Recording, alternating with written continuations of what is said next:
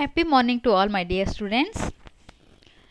Today we are going to start a new lesson, that is lesson 4, refraction of light at curved surfaces.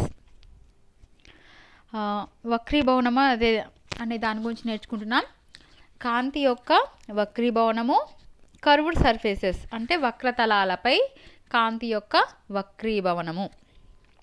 ఏంటి?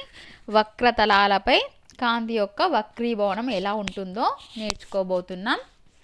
మనము class 9లో already కాంతి యొక్క వక్రీభవనము సమతలాలపై ఎలా ఉంటుంది అనేది మనం నేర్చుకున్నాము.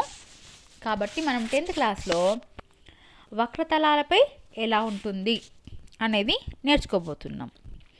అయితే మనం ఇక్కడ ఒక కృత్యం చేయవలసి ఉంది. ఏమిటి అంటే, మనం ఒక గాజు గ్లాసును తీసుకొని దాని వెనుక వైపు నుంచి ఈ బాణం గుర్తు రాసి, ఒక పేపర్పై బాణం గుర్తును రాసి దాన్ని చూస్తే కనుక మనం గీసిన బాణం గుర్తు కంటే కాస్త చిన్నదిగా కనిపిస్తుంది. ఆ తర్వాత నీళ్ళు నింపి ఈ బాణం గుర్తును చూడండి. అప్పుడు ఏం జరుగుతుంది? అది వ్యతిరేక దిశలో కనిపిస్తుంది. ఈ యాక్టివిటీ మీరు చూడాలంటే కిందే నేను డిస్క్రిప్షన్ బాక్స్లో ఈ యాక్టివిటీ యొక్క లింక్ ఇస్తాను, చూడండి. లేదు మీకు ఇదే ఛానల్లో 10th క్లాస్ యాక్టివిటీస్ అనే ప్లేలిస్ట్లో ఈ వీడియో దొరుకుతుంది, దాన్ని చూడండి. కాబట్టి ఈ యాక్టివిటీ చేశాక మనకి ఏమేమి విషయాలు అర్థమైనాయి అనేది మనం ఇప్పుడు తెలుసుకోబోతున్నాం. సో ముందు మనం నేర్చుకోబోయేది ఏమిటి అంటే, కాంతి ఒక యానకం నుండి వేరొక యానకంలోకి ప్రవేశించేటప్పుడు రెండు యానకాలను వేరు చేసే సమతలం వద్ద వంగి ప్రయాణిస్తుంది. ఇది మనం 9వ తరగతిలో నేర్చుకున్నాం. ఇక్కడ సమతలం వద్ద అంటే తలం ఇలా సమంగా ఉన్నప్పుడు, ఇక్కడ వేరు యానకాలు ఉన్నప్పుడు, ఇది మనం 9వ తరగతిలో నేర్చుకున్నాం. ఇలా వచ్చే కాంతి ఏమవుతుంది? వంగి ప్రయాణిస్తుంది. దీన్నే మనం వక్రీభవనం అని నేర్చుకున్నాం. మరి ఇక్కడ మనం నేర్చుకోబోయేది ఏమిటి? ఇది సమతలానికే వర్తిస్తుందా, వక్రతలానికి కూడా వర్తిస్తుందా అని. దానికోసమే మనం కృత్యం ఒకటి చేసి చూసాం. ఆ వీడియో మీరు మళ్ళీ చూడండి. మరి మొదటి సందర్భంలో అంటే మనం ఖాళీ గ్లాస్ గుండా ఒక ప్రతిబింబాన్ని చూసినప్పుడు ఆ ప్రతిబింబ పరిమాణం తగ్గింది. అంటే బాణం గుర్తు ఏమైంది? మనకి ఎలా కనిపించింది? కొంచెం చిన్నగా కనిపించింది. దీనికి కారణం ఏంటి? కాంతి ఖాళీ గ్లాస్ గుండా ప్రయాణించి మన కంటిని చేరింది, అందుకనే ఈ విధంగా కనిపించింది. మరి ఈ కాంతి మొత్తం ప్రయాణం దాదాపు గాల్లోనే జరిగింది కాబట్టి ప్రతిబింబ పరిమాణం కొంచెం మాత్రం తగ్గి మనకి కనిపించింది. మరిక రెండవ సందర్భంలో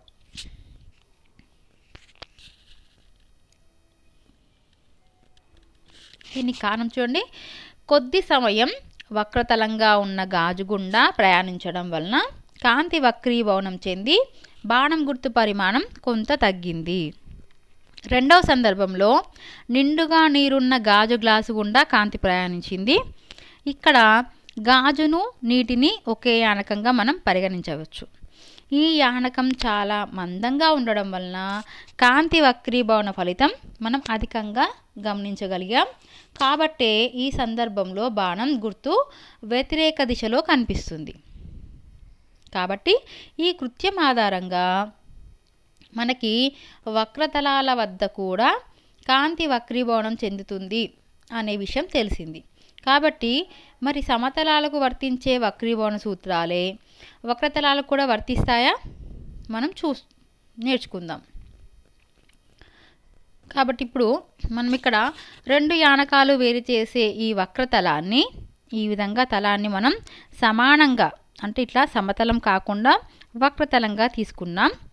ఈ వక్రతలం ఏ గోళానికి సంబంధించిందో, అంటే దీన్ని పూర్తి మనం ఒక గోళాకారంగా గీస్తే చూడండి, ఇక్కడ వృత్తాకారం కాదు గోళాకారము, అంటే అన్ని వైపులకి 3D షేప్లో తీసుకుంటే ఈ గోళం యొక్క కేంద్రాన్నే మనం వక్రతా కేంద్రం, దీన్నే మనం సి అంటున్నాం. చూడండి ఇక్కడ సి అనేది ఉంది మీకు. సి ఇది సెంటర్ ఆఫ్ కర్వేచర్. వక్రతా కేంద్రం. ఈ వక్రతా కేంద్రం నుండి ఈ వక్రతలంపైకి మనం ఏవైతే ఒక బిందువుకి గీస్తున్నామో ఈ రేఖల్ని మనం లంబాలు అంటాం. ఓకే, ఈ రేఖల్ని మనం ఏమంటున్నాం? లంబాలు అంటున్నాం. కాబట్టి ఈ వక్రతలంపై గల వేర్వేరు బిందువులకి మనం లంబాన్ని గీసినప్పుడు ఏమవుతుంది? ఈ లంబాల యొక్క దిశ అనేది మారుతుంది. ఈ వక్రతలం యొక్క కేంద్రాన్ని, అంటే ఏదైతే ఈ వక్రతలం ఉందో దీని యొక్క కేంద్రాన్ని, అంటే మధ్య పాయింట్ని మనం ధ్రువము, పోల్, ఇంగ్లీష్లో పోల్ అంటాం కాబట్టి ఇక్కడ పి అనే అక్షరాన్ని సూచించాం. సో మనకి వక్రతా కేంద్రం సి, ధ్రువం పి, ఈ రెండింటినీ కలిపే ఈ రేఖను మనం ప్రధానాక్షము అని అంటాం. కాబట్టి చూడండి, ఇది ప్రధానాక్షము, ఈ బిందువు సి, ఈ బిందువు పి.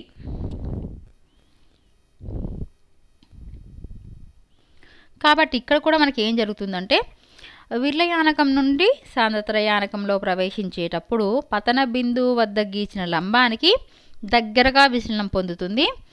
ఒకవేళ సాంద్రత్రయానకం నుండి విర్లయానకంలోకి ప్రవేశిస్తే పతన బిందువు వద్ద గీసిన లంబం నుండి దూరంగా విచలనం పొందుతుంది. ఇది మనం 9వ తరగతిలో నేర్చుకున్నాం. ఇది సమతలంపై పతనం చెందిన కాంతి యొక్క సూత్రాలు. ఇవే సూత్రాలు మనకి వక్రతలంపై పతనమైన కాంతికి కూడా వర్తిస్తాయి. కాబట్టి ఇది మనం ఈ లెసన్లో నేర్చుకున్న విషయము. కాబట్టి ఇప్పుడు ఒకసారి ఇంగ్లీష్ మీడియం పిల్లల కోసం చూద్దాం. So when light travels from one medium into another medium it bends at the surface separating the two media. So it happens only for plane surfaces? No, it happens to curved surfaces also.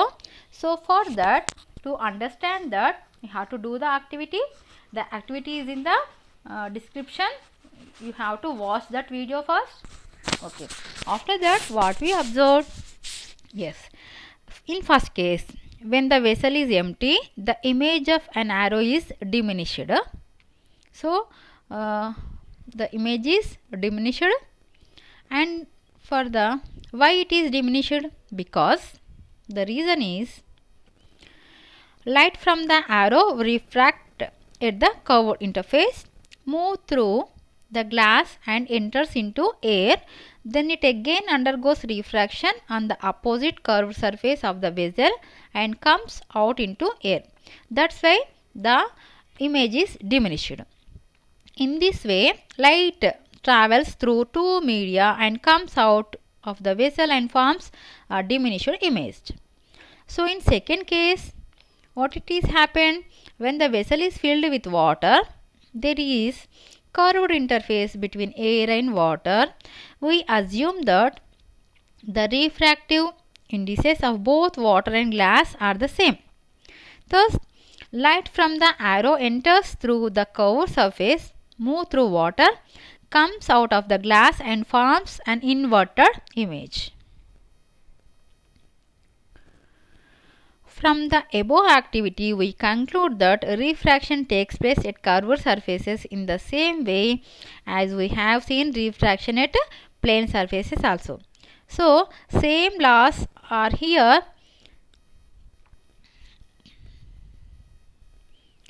So, same laws here. Laws of refraction to plane surfaces, that also for curved surfaces. So here when this surface is curved, this curved surface is separating two mediums. So as in figure, the center of this sphere. So this is a sphere, this is a part of sphere. So center of this sphere is known as C, center of curvature. Okay, so center of curvature, it is denoted by letter C. After that, a line drawn from the center of C or center of curvature to a point on curved surfaces, at any point of on curved surfaces, it is called as normal. So these are all normals. Okay, So the direction of the normals changes from one point to another point on the curved surfaces. After that, the center of curvature surface, the center of this curvature is called P pole, and the line joins P and C, this is called principal axis. So see here students, this is principal axis, this point is C, this point is P, and these are all our normals.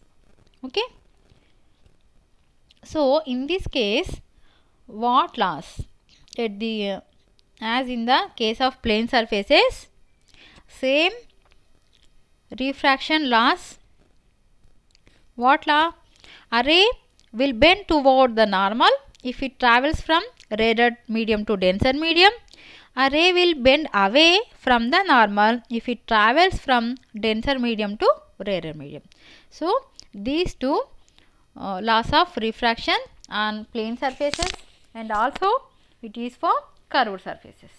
Okay, now we will see the worksheet. So in this worksheet, what is the first question? Draw the curved surfaces and mark center of curvature, pole and principal axis. So we have to draw this one.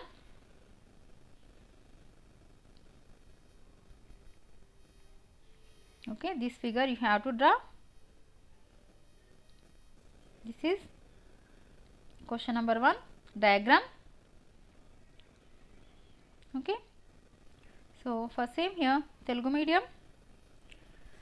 medium first question మొదటి ప్రశ్న, వక్రతలం గీచి వక్రతా కేంద్రం, ధ్రువము, ప్రధాన అక్షరములను గుర్తించండి. So మీరు కూడా గీయవలసింది ఈ diagram. So ఇది మీ ఒకటో ప్రశ్నకి సమాధానమైన డయాగ్రామ్ బొమ్మ. మీరు వక్రతా కేంద్రము, పోల్ అంటే పి ధ్రువము, ప్రధాన అక్షరము ఇవన్నీ గుర్తించాలి, కాబట్టి ఈ బొమ్మను గీయాలి. ఇక రెండవ ప్రశ్న,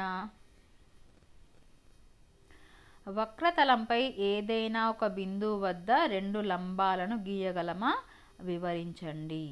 చూడండి, వక్రతలంపై ఏదైనా ఒక బిందువు వద్ద మనం ఒక లంబాన్ని మాత్రమే గీయగలుగుతాం, కాబట్టి మనం ఏం రాయాలి? వక్రతలంపై ఏదైనా ఒక బిందువు వద్ద రెండు లంబాలను గీయలేము. మీరు రాయవలసిన ఆన్సర్ ఏంటి? గీయలేము. ఎందుకు గీయలేము? చూడండి, మనము ఎందుకు గీయలేము అనే దానికి సమాధానం ఇక్కడ మనం రాయాలి.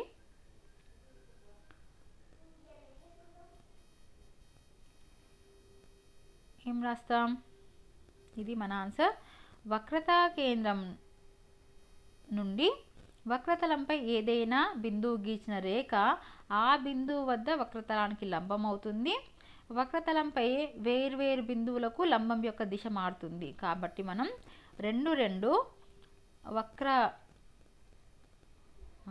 రెండు లంబాలను మనం గీయలేం, కాబట్టి ఇది మీ రెండవ ప్రశ్నకి సమాధానం. So same for English medium. Second one, can you draw two normals from one point on the curved surface? What do we have to write?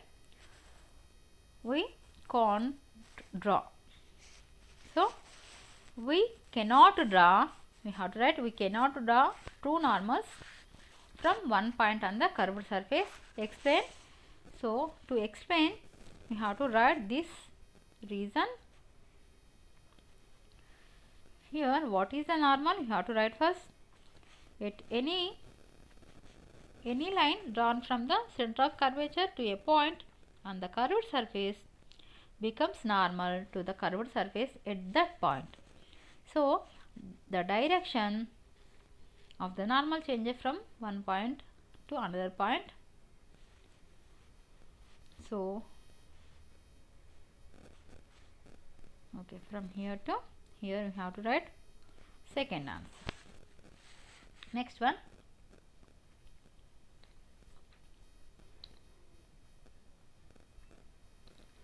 draw a diagram to show the normals drawn at different points on the curved surfaces. or in different directions. So again we have to draw this one. So this is third diagram, also third answer diagram. So here you have to point out these directions. Okay. So మీరు మూడో ప్రశ్న కూడా చూడండి.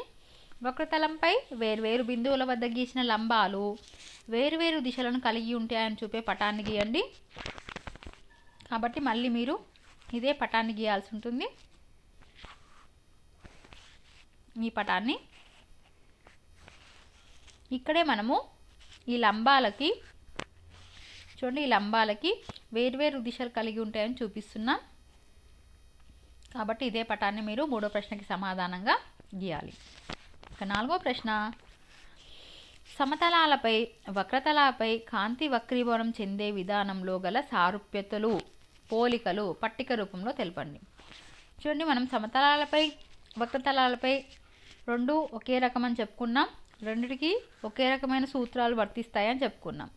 కాబట్టి మీరు ఇది సమతలంపై పతనం చెందిన కాంతి వక్రీభవనం, కాబట్టి రెండు సమానంగానే ఉన్నాయి. కాబట్టి మీరు దీన్ని ఒక పట్టిక రూపంలో రాయాలి. ఎలా?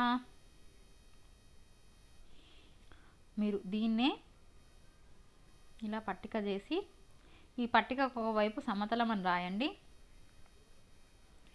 ఇంకో రెండో వైపు వక్రతలం అని రాయండి. రాసి ఈ రెండు పాయింట్స్, అంటే ఇది ఒకటో పాయింట్, ఇది రెండో పాయింట్, ఈ 2 పాయింట్స్ని ఇటువైపు అటువైపు కూడా రాయండి, సరిపోతుంది. ఇవే పోలికలు. కాబట్టి ఇదే ప్రశ్న, third question for English medium, fourth one. State the similarities in the method of refraction at plane surface and refraction at curved surfaces in the form of table. So just you have to draw a table and you have to write the similarities. So that's why you have to take this fourth answer. You have to draw a table and write these 2 points, 2 sides. So here you have to write plane surface, 2 points, and here you have to write curved surface, and these write 2 points again. Okay. So next question, choose the correct answers. Okay, here your multiple choices is here. Fifth one. So what is fifth one? So see, fifth one, the shape of object appears to be inverted when seen through an empty cylindrical shaped glass beaker. Is it true? No, it is not true, because it is not become inverted, it is become diminished. So it is wrong answer. So B, the shape of object appears to be inverted when seen through a cylindrical shaped glass beaker filled with water. Yes, it is true. When we see it with a filled beaker filled with water, that object will appear inverted. So B is true, A is not true, it is false. So which option is correct? Yes, B is true. This is correct. So answer B. Next one, sixth one.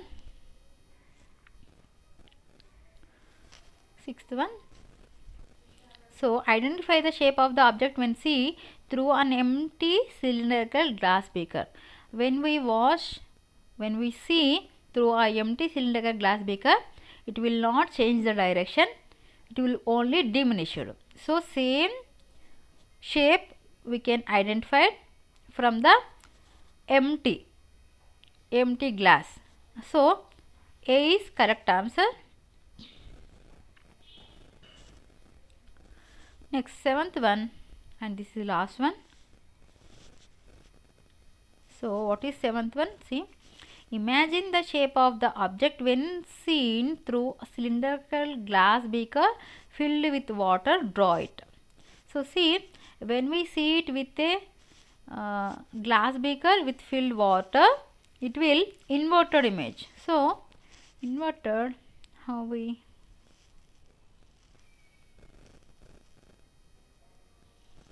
so in activity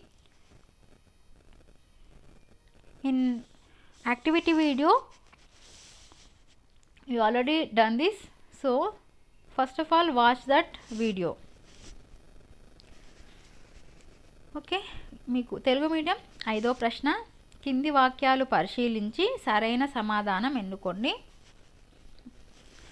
ఆకారం గల వస్తువును ఖాళీ గాజు beaker గుండా చూస్తే వ్యతిరేక దిశలో కనిపించదు, కాబట్టి ఇది తప్పు. ఆకారం గల వస్తువును నీటితో నిండిన స్తూపాకార గాజు పాత్ర గుండా చూస్తే వ్యతిరేక దిశలో కనిపిస్తుంది. అవును, కనిపిస్తుంది. కాబట్టి బి మాత్రమే నిజమైంది. మనకి బి అనేది ఆన్సర్. తర్వాత 6వది, ఈ ఆకారం గల బొమ్మను ఖాళీ గాజు బీకర్ గుండా చూసినప్పుడు ఎలా కనిపిస్తుంది? ఇలాగే కనిపిస్తుంది. అవునా? కాబట్టి ఏ అనేది కరెక్ట్ ఆన్సర్. తర్వాత 7వ ప్రశ్న. ఇక్కడ మనకు ఒక ఆకారం ఇచ్చాడు. ఈ ఆకారాన్ని నీటితో నింపిన గాజు గ్లాసు గుండా చూసినప్పుడు ఎలా కనిపిస్తుంది అని అడుగుతున్నాడు. మనకు తెలుసు, మనము వీడియోలో చూసాం. నీళ్లు నింపిన గాజు గ్లాస్ గుండా చూసినప్పుడు ఇది వ్యతిరేక దిశలో కనిపించింది. అంటే ఇటువైపు చేయి, ఇటువైపుగా, అంటే మనము వ్యతిరేక దిశలో గీయాలి.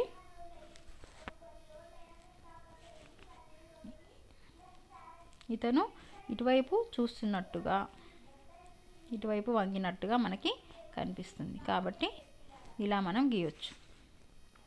ఓకే, ఇది మన ఆన్సర్. వ్యతిరేక దిశలో కనిపిస్తుంది. కావాలంటే మీరు వీడియో చూడండి, మీ ఇంటిలో కూడా ఈ కృత్యాన్ని చేసి చూడండి, అప్పుడు మీకు పర్ఫెక్ట్గా అర్థమవుతుంది. ఓకేనా? ఇది మన 4th లెసన్ 4వ పాఠం యొక్క 1వ వర్క్షీట్ పార్ట్ 1, 1వ పార్ట్. త్వరలోనే మిగతా అన్ని పార్ట్స్లు రాబోతున్నాయి. కాబట్టి ఛానల్ని సబ్స్క్రైబ్ చేయండి. బెల్ ఐకాన్, బెల్ ఆకారం ఎక్కడైతే ఉందో దాన్ని కూడా క్లిక్ చేయండి. మీకు అప్పుడే నోటిఫికేషన్స్ వస్తాయి.